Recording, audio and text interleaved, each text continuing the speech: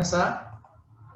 A gente vai fazer a aula de revisão para dessa terceira unidade, para essa recuperação semestral. Eu vou seguir com a sequência dos slides que eu havia comentado com vocês durante as aulas, né? Então, o que eu passei durante todo o tempo, eu vou tentar passar nessa nossa quase meia hora de aula que a gente está para fazer aqui.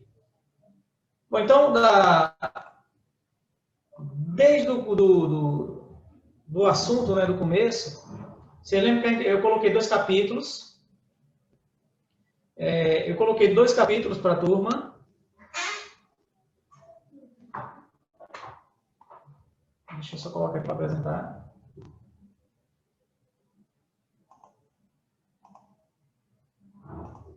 Pronto, beleza? Então, a gente vai analisar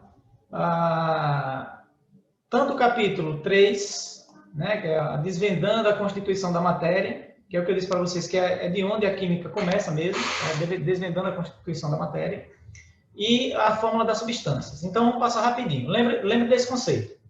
É uma questão muito fácil a respeito de definir substâncias simples e substâncias compostas. Eu creio que isso daí, se eu mesclar uma questão dessa lá na prova, vocês teriam condições de responder. O que seria uma substância simples? É aquela que não vai sofrer reação de decomposição. Pronto, esse é o conceito. Substância simples é aquela que não sofre reação de decomposição.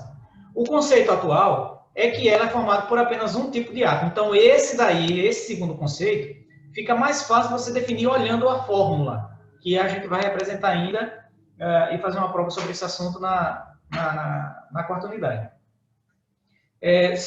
São formados por um único tipo de átomo. Então, exemplos de substâncias simples e substâncias compostas a gente vai diferenciar pela fórmula química. Então, lá numa questão de prova, numa possível questão de prova que eu posso colocar, eu coloco o nome da substância, a simbologia da substância, e vocês definem se ela é simples ou composta. Então, substância simples não sofre reação de decomposição, substância composta é aquela que vai sofrer a reação de decomposição. E que deve ter, no mínimo, 2 tipos diferentes de átomos. Então, os exemplos que a gente tem para substâncias simples e para substâncias compostas são esses.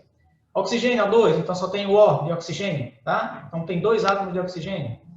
O nitrogênio, N2. Então a gente vai encontrar só uma letrinha lá, definindo o símbolo uma letra maiúscula, minúscula, pode ser também. Ozônio, O3, carbono, o grafite, CN. Então cada um deles tem um elemento só na sua constituição, tem um símbolo só. Lá na substância composta, então a gente tem 2 ou mais símbolos definidos. Lembrando que o símbolo ele pode ser uma letra maiúscula ou uma letra maiúscula e uma minúscula. Certo? Se colocar uma maiúscula e uma minúscula, é um símbolo só. Não são 2. CaCO3, por exemplo, aqui, ó. Isso aqui é o símbolo do cálcio, porque o A é minúsculo. Tá? Não é de carbono em um A qualquer. Carbono é só C, cálcio vai ser Ca. PO4, aqui são 2, porque P está maiúsculo e O está maiúsculo. Então, aqui eu tenho 3 átomos diferentes. 3 tipos de elementos químicos. Certo? Então, gás carbônico, fosfato de cálcio, bicarbonato de sódio, tá vendo aqui, ó? Sódio, que é Na. Claro, vocês não precisam lembrar o nome e saber o nome dos elementos aqui nesse assunto. Só para a gente definir e não ficar vaga essa informação. Então, sódio, hidrogênio, carbono e oxigênio. 4. Então, uma com 2, uma com 3 e uma com 4. E aqui a água, que é padrão a gente colocar para definir. Certo? Então, esse slide eu comentei com vocês, só para a gente diferenciar, não pelo nome você vai conseguir, mas pelo símbolo. Certo? Pelo símbolo você consegue definir se é simples ou composto. Um outro conceito que a gente colocou foi o conceito de alotropia. Então lembra, tá, gente? Isso aqui normalmente a gente pergunta no conceito ou uma questão teórica, tá? Para você me explicar, descrevendo o processo de definição. Então, o que seria uma alotropia? É quando 2 substâncias químicas que apresentam comportamentos físicos diferentes, a propriedade química é a mesma, o comportamento químico é o mesmo. Então, por exemplo, você pegar o exemplo que a gente colocou na aula, que é o grafite e o diamante, tem aspectos físicos diferentes, um é mais claro, outro é mais escuro, um é mais rígido, outro é mais duro, outro é menos duro. Então, tem comportamento e propriedades físicas bem distintas. Mas, no momento que você bota os 2 para reagir com a mesma substância, então, quando eles reagem com a mesma substância, tanto grafite quanto diamante, o produto é o mesmo. Então, se eles reagem com a mesma substância e o produto é o mesmo, então o componente químico que tem nele é igual. Ou seja, o componente químico é o elemento químico. Então, daí surgiu o primeiro conceito de elemento químico, que é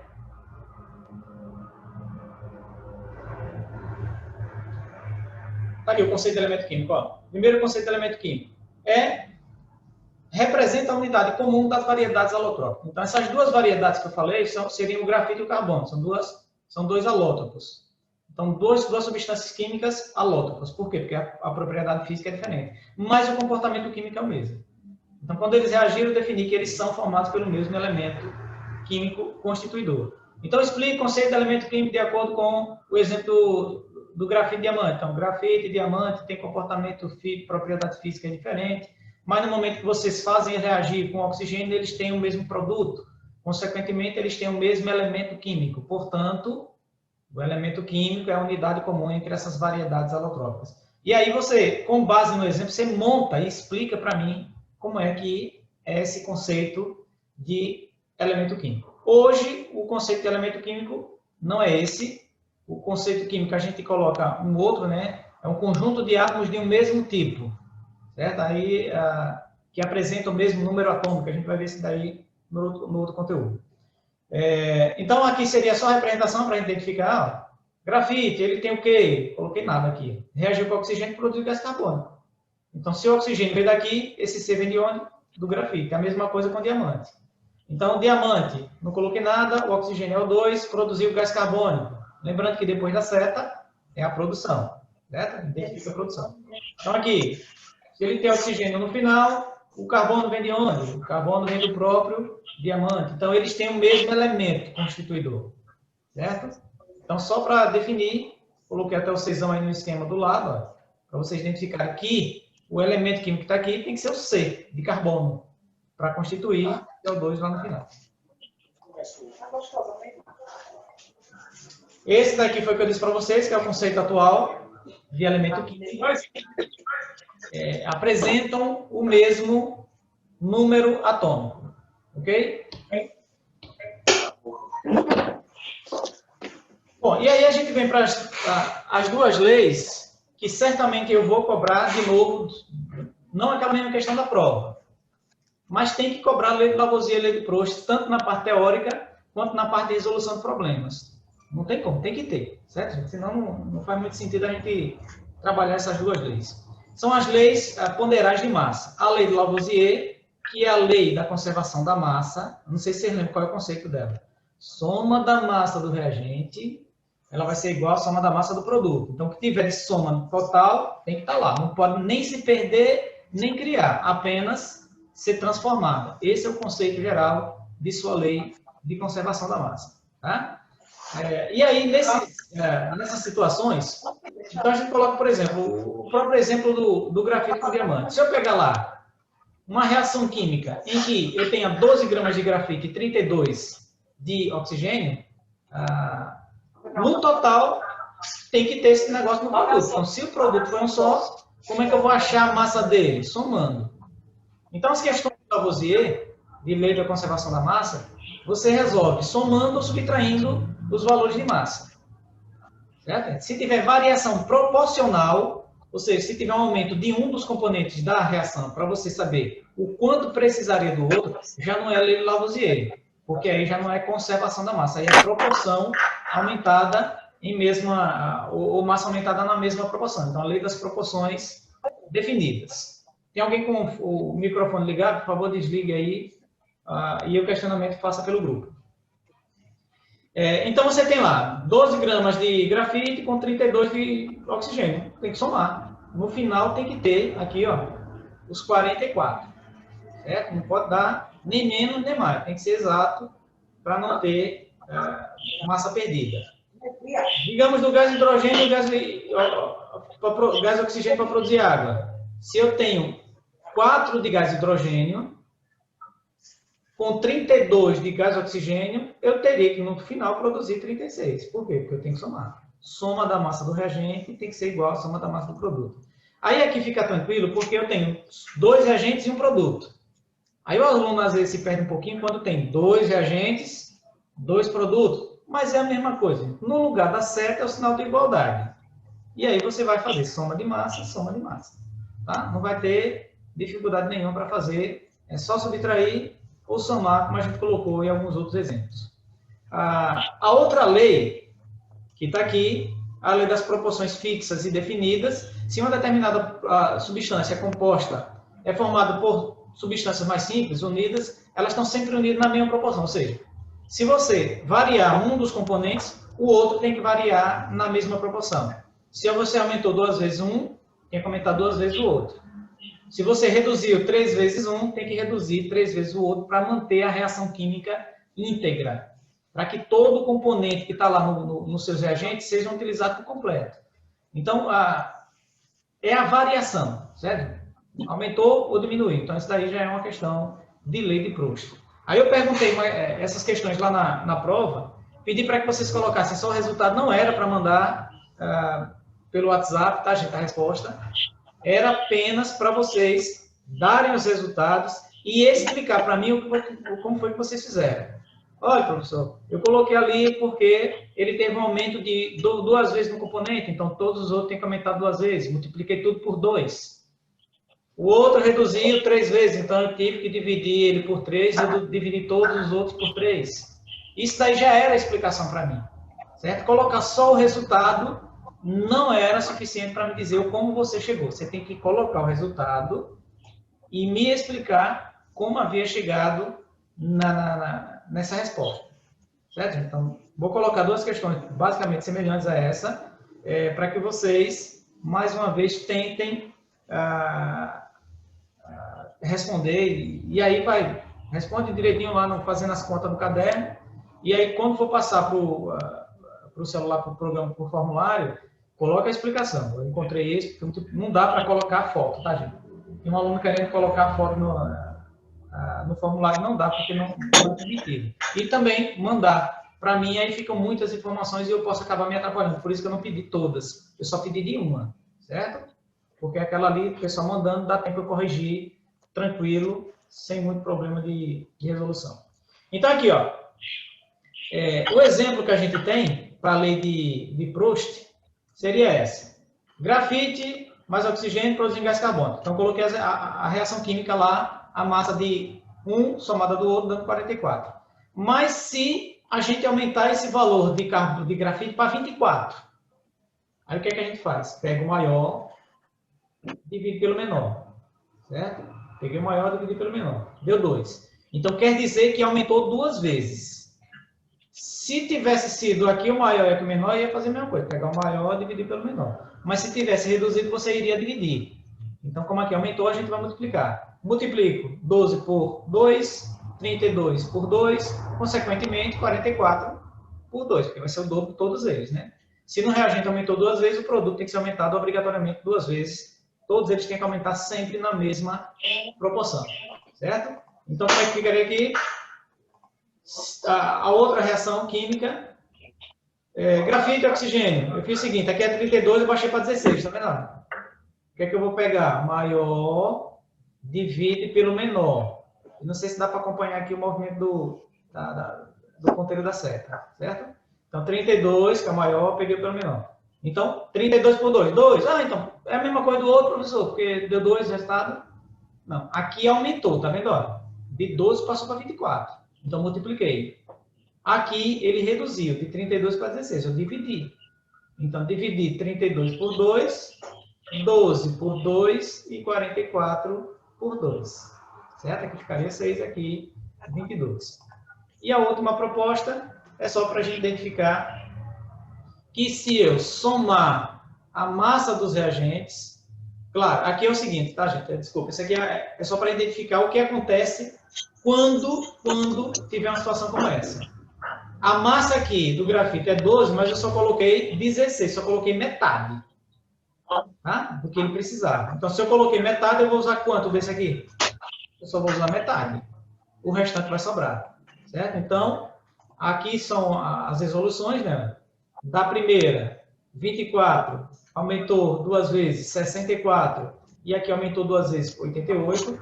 Na segunda reação, baixou para 16, então aqui baixa 2 vezes, passou para 6, e esse baixa 2 vezes, passou para 22. E na terceira reação, 12 mais 64, dando 44, porque ocorreu uma...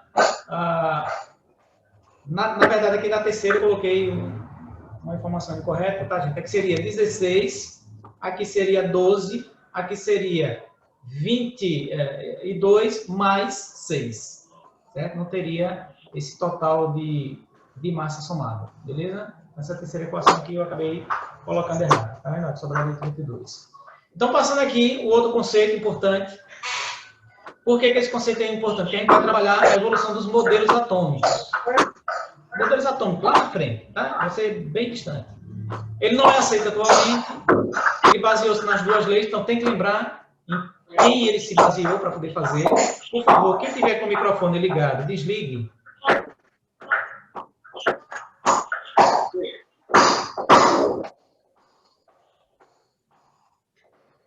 Obrigado. Então, baseou-se nas leis ponderais da massa e, segundo Dalton, o que ele diz? As substâncias são formadas por pequenas esferas denominadas átomos. Os átomos são maciços, indestrutíveis e indivisíveis. Tem que lembrar todos esses conceitos para vocês, tá, gente? Lembrando que agora vocês não vão aprender, agora vocês vão revisar. Tá? Por isso que eu estou passando os slides mais uma vez. Os átomos não podem ser destruídos, tá? Nas substâncias. Eles se encontram unidos por força de atração mútua. Os átomos são extremamente pequenos, impossível vê-los ou tocá-los. Então, aí ele acaba concluindo o seu modelo com base nisso. Certo? Com base nessas indicações e nessas observações, ele criou o seu modelo. Dizia que o átomo é uma esfera pequeníssima, invisível e indivisível. Claro, indestrutível também seria um conceito importante para ele. Todos eles são diferenciados pelo tamanho e por sua massa. Então, se uma substância é maior, obrigatoriamente, ela vai ter uma representação maior. Então, quando eu colocar numa questão lá qualquer, se eu colocar o modelo da bola de bilhar, aí esse modelo de bola de bilhar se refere ao modelo de Dalton, tá? Que era uma forma mais prática para demonstrar como era a estrutura atômica nesse período. Então, a gente tem aqui a representação do modelo de Dalton nas reações químicas. Certo? H2, 2 globolinho pequeno, O2, globolinho maior. Por que esse é maior? Porque a massa dele é maior. Certo? E aqui, como é que ficaria? 1 e 1. E aqui 2. Mas peraí. A água tem que ser H2O. Tem que ser 1H, 1O, desculpe, e 2Hs. Então, para ficar completo, eu precisaria de 2 hidrogênios aqui. Portanto, eu precisaria de 2 moléculas de hidrogênio. Então, essa ideia do modelo de Dalton, ela é interessante até para a gente representar a própria fórmula. Certo? Ou quanto a gente vai precisar de cada molécula para que a reação química aconteça. É um conceito mais recente que, em virtude do Dalton, a gente conseguiu definir, os cientistas na época conseguiram definir como era que se montava as fórmulas moleculares e quanto de molécula cada um deles precisava.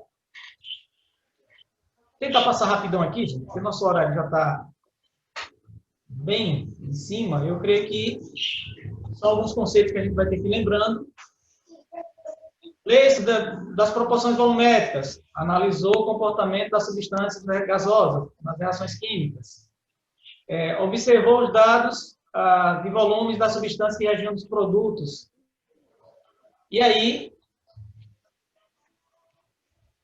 a gente tem a representação do que seria o modelo de Gay-Lussac, certo, gente? Esse aqui seria o modelo proposto de Gay-Lussac. Então, digamos, aqui seria uma reação química. Para ter uma reação química, eu preciso desses volumes. O volume do primeiro, com 3 volumes do segundo, produzindo 2 volumes do terceiro. Então, ele dizia que se aumentar um dos volumes de uma das substâncias, eu teria que aumentar todos também na mesma proporção, certo? Então, é um padrão parecido com a ideia de Proust, que é proporção. No entanto, aqui a gente está trabalhando com volume. E não é soma do volume igual a soma do volume do produto, tá? Isso aqui não aqui da questão da soma das massas iguais é só a lei de Lavoisier, que é da massa. A gente está trabalhando aqui com volume. Qual foi a importância dessa ideia de Gay-Lussac? Permitiu, tá? Passa aqui rapidinho, ele permitiu que Avogadro, tá, supusesse uma outra situação. Que, como é que... por que que havia esse comportamento?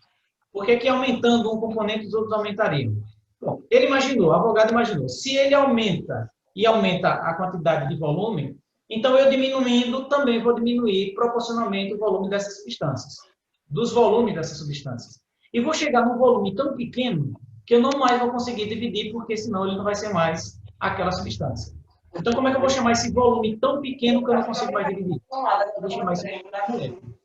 Então, o conceito aí é para criar a noção de molécula para que a sequência do conceito da química ele fosse proposto. Então, ó, para Avogadro, moléculas eram pequenos agregados de átomos que se representavam a menor parte da substância, certo? Capaz de existir isoladamente. Porque se separar já não é mais substância, seriam os átomos apenas. Seria a menor unidade existente. Na época era considerada menor. Tá? Tem as unidades subatômicas também. E cada molécula tem que ter no mínimo 2 átomos, seja ela simples, seja ela composta. Certo? Então, aquele negocinho que a gente coloca H2, aqueles 2 ali embaixo, tem 2 átomos daquela molécula, certo? Para formar aquela molécula, que é o mínimo que pode ter. Não pode ter um átomo só, se tiver um átomo é isolado. Certo? Para essa molécula tem que ter no mínimo 2. Substâncias simples têm o mesmo elemento químico, substâncias compostas têm elementos químicos diferentes, como a gente já tinha visto no slide passado. Vou passar aqui rapidão. Era a noção de como a gente montar as reações químicas, porque eu preciso chegar num assunto mais adiante, que é... Deixa eu colocar aqui no slide, mais adiantado, que é sobre as fórmulas químicas. Desculpe. Que é sobre as fórmulas químicas, tá, gente?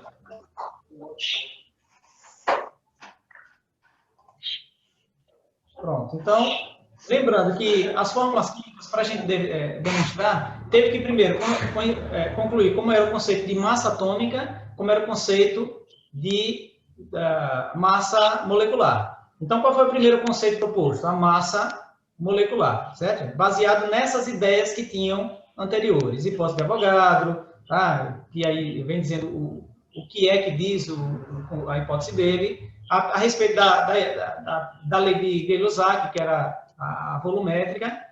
Então, com base nessas informações e no conceito de densidade absoluta, se chegou ao conceito de massa molecular, certo? Então, lembre que o conceito de massa molecular, ela deriva, ou ela foi proposta fazendo uma comparação entre densidades. E no momento que você compara densidades, você define a razão entre elas e condiciona volumes iguais para cada uma delas para poder isolar e eliminar essa possibilidade de existência de volume, que a gente queria só massa. Então, na verdade, no final, fica uma proporção entre massas. Como é uma proporção entre massas, é uma comparação, a unidade grama ela foi eliminada. A unidade quilograma ela foi eliminada. Então, não existe unidade para isso. Por isso que eu chamei de adimensional, naquela questão de prova. Que eu falei que era adimensional, é porque ela não tem unidade medida. Está bem descrito no livro e nas explicações que eu fiz nas aulas anteriores. Tem uma comparação em massas e resulta, portanto, na eliminação da sua unidade. Para não ficar sem unidade, foi criada a unidade unificada de massa atômica, que é representada pela letra U, que representa 1/12 da massa do carbono 12. Certo? Então, tudo isso aqui era só justificando o porquê que acabou ficando uma relação entre massas. E a fórmula que a gente usou para definir a massa da substância, a massa da molécula, foi essa. Massa de uma molécula A, densidade relativa de A para B, vezes multiplicando a massa de B. Então, essa substância B, ela sempre vai ser aquela que é considerada menor. Então, era o hidrogênio. Certo? Então, por que o hidrogênio foi colocado? Porque ele tinha massa menor. Ele serviu de comparação para os demais. Baseando-se na hipótese de Avogadro, então ele teria que ter massa 2, porque eu vou colocar a massa do átomo dele em 1, porque é menor.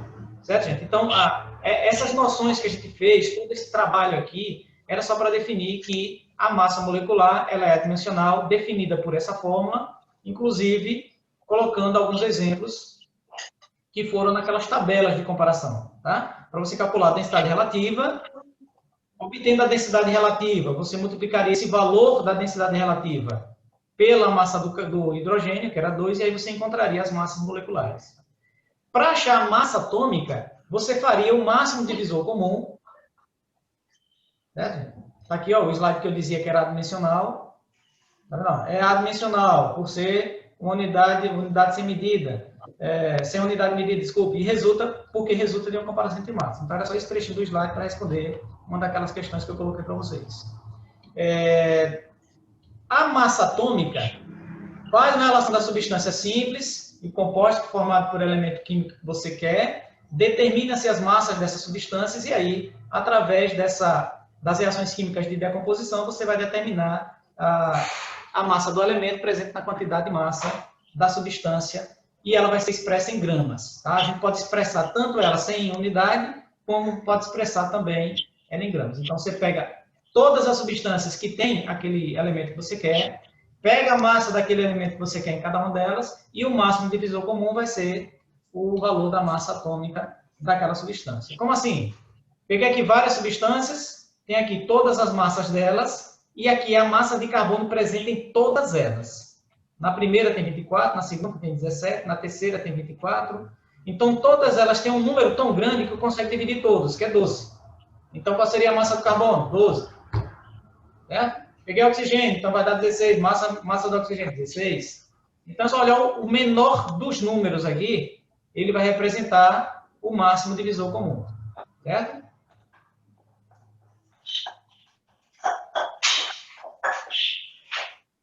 E aí foi o conceito de massa atômica, representam 12avos da massa do carbono, cuja massa é 12.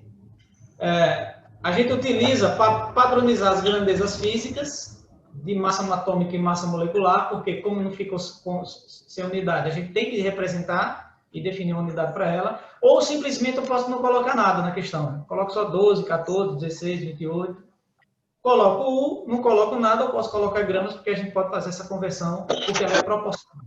Certo? A massa deles tem uma ascendência proporcional. Então, aqui são alguns exemplos que eu coloquei. Massa atômica do carbono, 12. Massa molecular do oxigênio, 32. Massa atômica do oxigênio, 16. Certo? E as massas moleculares, como eu disse para vocês, vocês podem colocar o Gzinho lá embaixo, ou se não colocar nada, também eu considero porque é a mesma condição. Bom, gente, aí eu vou fazer o seguinte para a turma. Aqui seria como monta as fórmulas das substâncias, fórmula percentual, que indica a porcentagem de cada um deles, a fórmula mínima, que é o quanto ele tem mínimo de cada átomo na fórmula, mas a gente precisa encontrar uma razão de valor N para multiplicar por esses índices que vão ser produzidos na fórmula mínima e aí encontrar a fórmula molecular. Pelo conceito aqui, é meio que bota cego em tiroteio, não vai entender muita coisa, saber por onde é que está passando nada. Tá? Então, a gente vai fazer o seguinte, eu vou parar nesse slide, porque o nosso tempo de aula ele já está esgotado, e aí eu vou fazer um vídeo com as questões, os problemas de fórmula das substâncias, e eu creio que dá para mandar pelo WhatsApp, certo? Se ficar pequeno e der para mandar pelo WhatsApp, eu mando. Se não, eu faço a mesma coisa, eu jogo para vocês pelo YouTube e vocês respondem. Então, gente, é isso aí. A gente tem as fórmulas das substâncias, a fórmula percentual, a fórmula mínima e a fórmula molecular. Essa fórmula percentual, mínima e molecular, a gente pode expressar nessa demonstração que eu vou colocar para vocês, pelo menos de uma questão, certo? Que não foi necessariamente comentada na aula, na videoaula do conteúdo. Eu vou tentar colocar aqui nessa revisão, tá? Nessa revisão de conteúdos para recuperação semestral. Vamos reiniciar, né? Continuar esse ponto de observação a respeito desse conceito geral de fórmula molecular, de fórmula mínima e de fórmula percentual, né? Como é que a gente monta essa ideia. Então, está lá a sequência. Como é que a gente define? Como é que se produz a fórmula percentual? Você vai indicar a porcentagem de cada elemento. Então, para fazer a porcentagem de cada elemento, tem que ter uma reação de decomposição. Por isso que sempre na questão, eu vou dizer para vocês a reação de decomposição. Tal substância sofreu a reação de decomposição, mostrando os componentes aí obtidos. A partir dessa decomposição, você vai ter a massa total e a massa isolada. Então, da massa total equivale a 100%, a massa isolada equivale a X. Então, você faz uma regra de 3 e encontra a porcentagem de cada componente da fórmula. A fórmula mínima já é um pouquinho diferente. Você vai precisar da fórmula percentual, aí você vai pegar essa porcentagem que você obteve, vai dividir essa porcentagem pelo valor de massa atômica, que já é definido, que já é conhecido. O resultado de massa atômica, de percentual dividido pela massa atômica, você pega o menor e divide pelos outros. E aí você encontra o valor mínimo de cada molécula. Então, a gente entende, para não ficar estranho para vocês, o valor que você obtiver, certo? O valor que você obtiver, se der decimal ou não, você deixa. Tá? Geralmente, quando dá o decimal, não é o mínimo. Você teria que encontrar um valor que multiplicasse para retirar aquele valor de vírgula, certo, gente? Mas aí o aluno pode confundir, então, do jeito que encontrar, você vai deixar. Encontrou o valor mínimo, deixa lá, pega esse valor mínimo e vai fazer a fórmula molecular. Para achar a fórmula molecular, você vai precisar encontrar esse valor N, que eu apontei aqui entre aspas. Né? Para achar esse valor N, você precisa justificar nessa fórmula, em que você vai ter a massa molecular da substância, que é dada na questão, e vai encontrar o valor de molecular da massa molecular mínima. Para encontrar o valor N por essa fórmula, massa molecular mínima vezes N igual a massa molecular. Achando esses dois, encontra o valor N e multiplica o valor N pelo índice de cada componente. Então, a explicação fica muito longa e aí o aluno se perde um pouquinho, então por isso que a gente coloca a questão para ficar mais fácil. Observe. Observe a reação de decomposição, de decomposição de uma triose. Quando a gente observa a triose, sabe qual é a fórmula molecular dela, mas digamos que a gente não conhece. Peguei a triose e provoquei uma reação de decomposição. O que foi que saiu? Carbono, hidrogênio e oxigênio. Saíram isso. Tá? Saiu isso daí. Saíram esses componentes. Agora, o quanto de cada componente? Digamos que eu peguei 15 gramas de triose e aí liberou 6 de carbono, 1 de hidrogênio e 8 de oxigênio. Bom, feito isso, isso daí é o dado da questão. Agora vem as perguntas. Determine, letra A, fórmula percentual. Letra B, fórmula mínima. Observe que os valores de massas atômicas, C14, O16 e H1, eu entrego para vocês. Tá? Não precisa procurar. Fórmula molecular da triose. Tá? Aí você vai encontrar, e aí eu entrego também o valor da massa molecular da triose. É 90U, ou 90 gramas, não importa. Tá? Não interessa essa unidade. Como é que eu vou responder isso aqui? Primeiro passo, achar a fórmula percentual. Como é que a gente acha? Lembrando, eu preciso pegar a reação de decomposição, tá aí. Eu peguei o símbolo dos elementos para ficar mais fácil representar na fórmula percentual. Carbono, hidrogênio e oxigênio. Triose, 15, libera 6 de carbono, 1 grama de oxigênio, de hidrogênio e 6,8 de oxigênio. E aí a gente vai fazendo as regras de 3 para encontrar proporcionalmente o percentual de cada um deles. Quanto percentual isso aqui equivale, quanto em percentual isso aqui equivale e quanto em percentual esse 8 aqui equivale. Bom, então primeiro para carbono. Se de 15 gramas de carbono da substância triose, você vai encontrar 6 de carbono, isso quer dizer que se esse 15 for 100%, o 6 vai ser X na proporção. Certo? 15 vezes x, 6 vezes 100. Então, o resultado é 15x igual a 600. 15x igual a 600, como é que eu acho esse valor x? Coloco o x em evidência e divido 600 por 15. Dividindo 600 por 15, isso dá 40%. Certo? Então, 40% é de carbono. Se 40% é de carbono, está faltando 60, a gente vai ver como é que ele vai estar dividido nos outros dois componentes. Então, a gente faz agora para hidrogênio. Aí, quanto mais organizado você fizer, melhor você vai interpretar esse resultado lá no final. Tá? Então, para hidrogênio, separei hidrogênio. Vou pegar só o qual? Vou pegar só esse 15 aqui e só o grama do hidrogênio, certo? Então, se de 15 gramas da triose tem 1 grama de hidrogênio, se isso é 100, aqui é X. O que é que eu faço? Extremos e meios, regra de proporção, regra 3 simples. 15x que é igual a 1 vezes 100. Portanto, dá 15x igual a 100. 100 dividido por 15, x vai ser igual a 6,666. Observe que eu coloquei 3 casas decimais, só que a gente só precisa de 2. Colocar uma pode dar um erro um pouquinho e aí vai dificultar você na questão. Então, coloca a casa decimal mais 2 no mínimo, né? Ou você deixa 6,66, ou como aqui a terceira casa é maior do que 5, você arredonda a mais próxima para um número a mais. No caso aqui é 6, aqui passa a ser 7.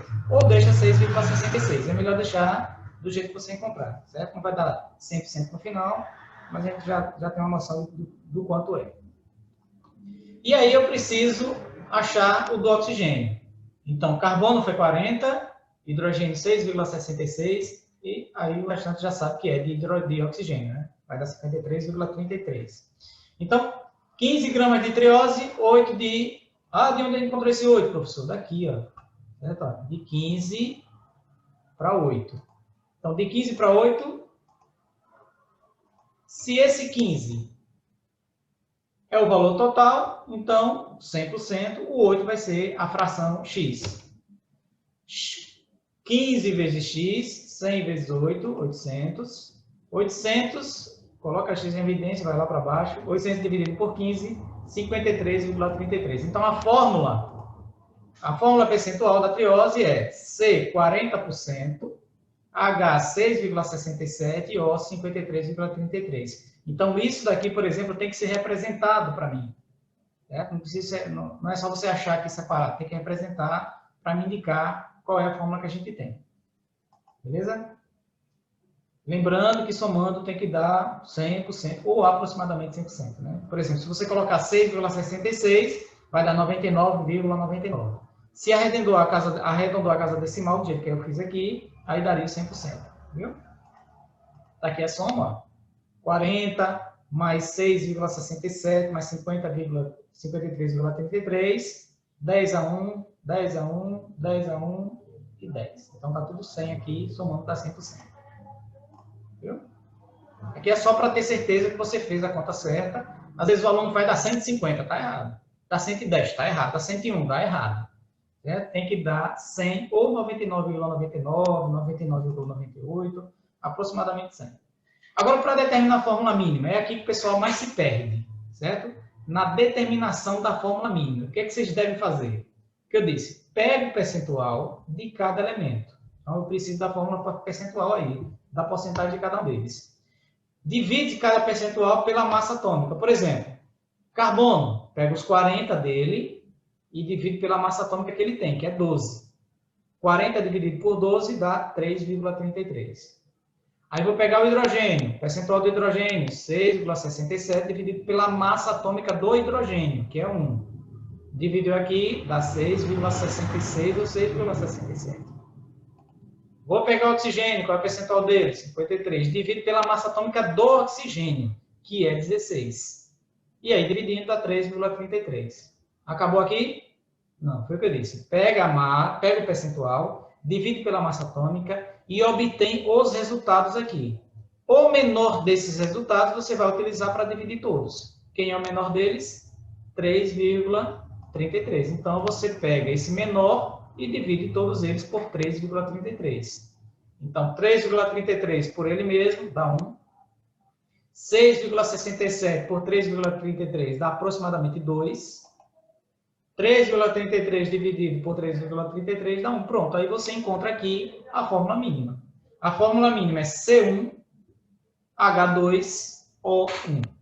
Certo? Então, essa daí é a fórmula mínima da triose. Observe que não tem números decimais, então esse é o valor mínimo mesmo. Mas, por exemplo, se tivesse dado 2,5, aí 2,5 não é um valor inteiro, tá? Não existe meio átomo. Ou existe um ou existe dois. Então, por isso que, normalmente, quando você encontra a vírgula, você tem que multiplicar por um número que tira essa vírgula daí, mais todos eles. Então, eu teria que multiplicar tudo por 2, por exemplo. Certo? Mas, nesse caso, o que vocês encontrarem, para não confundir, encontrou com vírgula, faz com vírgula. E resolve a conta lá na frente para encontrar a fórmula percentual, a fórmula molecular com a vírgula que vocês encontraram. Viu? Não é o correto, não é o mais preciso, mas é o mais aceitável para evitar erros de interpretação lá na frente. Se a gente tivesse tido mais tempo para poder fazer as questões, vocês resolverem algumas, aí eu poderia justificar com mais precisão. Então, para determinar a massa molecular, o que é que a gente vai fazer? Já achei a fórmula percentual, tá aqui, ó, 40, 6,67, 53. Achei a fórmula mínima, que é essa, e eu vou encontrar a fórmula molecular. Então, o que é que eu preciso? Fórmula mínima, para encontrar a massa molecular dela. Eu preciso da massa molecular da substância, que é 90, foi dado na questão, e eu preciso do valor N, que eu encontro por essa fórmula. Só que para eu encontrar essa fórmula aqui, eu preciso da massa molecular da fórmula mínima, que é isso. Como é que eu acho a massa molecular da fórmula mínima? Está aqui a fórmula, tá, gente? Aí o que é que eu vou fazer? Vou pegar cada um deles, carbono.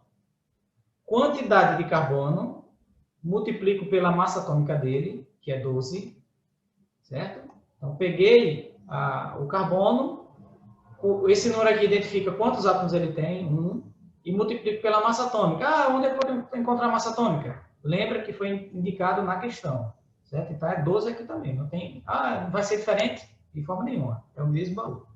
Multipliquei por 12, deu 12. H, quantidade dele, 2. A massa do H, 1, dá 2. E o oxigênio, quantidade de oxigênio, 1, vezes a massa dele, que é 16. Somando isso daqui, eu tenho um total de 30. Certo? Então, somei os três componentes, resultado disso, 12, 14, mais 16, 30. Então, a massa molecular mínima é 30. O que eu vou fazer com esse valor agora? Com esse valor, a gente vai encontrar o valor N. Certo? Então, sendo assim, qual é o valor dessa massa molecular? Foi isso que eu encontrei agora. Certo? Esse valor, 30. E qual é a massa molecular? Aquilo que foi dado na questão, 90. Só não tem um N, então é ele que eu vou encontrar. N vai ser igual a 90 sobre 30, N vai ser igual a 3. Pronto, beleza, achei o 3, preciso colocar isso agora em contato com a fórmula mínima. Aí o que é que eu faço? Pego a fórmula mínima que foi dada, que foi encontrada, na verdade, C1H2O1 vezes N, e esse N foi esse valor 3 que eu encontrei agora. Nas questões que eu passar, pode ser 4, pode ser 2, tá? Vai depender. Mas nesse caso aqui foi 3. 3, o que é que eu vou fazer com esse valor 3? Multiplicar cada índice. Esse númerozinho daqui de baixo a gente chama de índice. Cada índice que identifica a quantidade de átomos que ele tem. Então, 3 vezes 1, 3. 3 vezes 2, 6. E 3 vezes 1, 3. Pronto, acabou. Gente, é só isso. Mentira, é complicado. Demora um pouquinho, mas vocês vão conseguir. C3H6O3. Essa é a fórmula molecular de uma triose. Certo? Então, essa foi uma das questões que eu não tinha chegado lá no finalzinho do assunto explicando. Expliquei depois na aula, na terceira aula do dia, né? Assim que a gente termina as duas primeiras.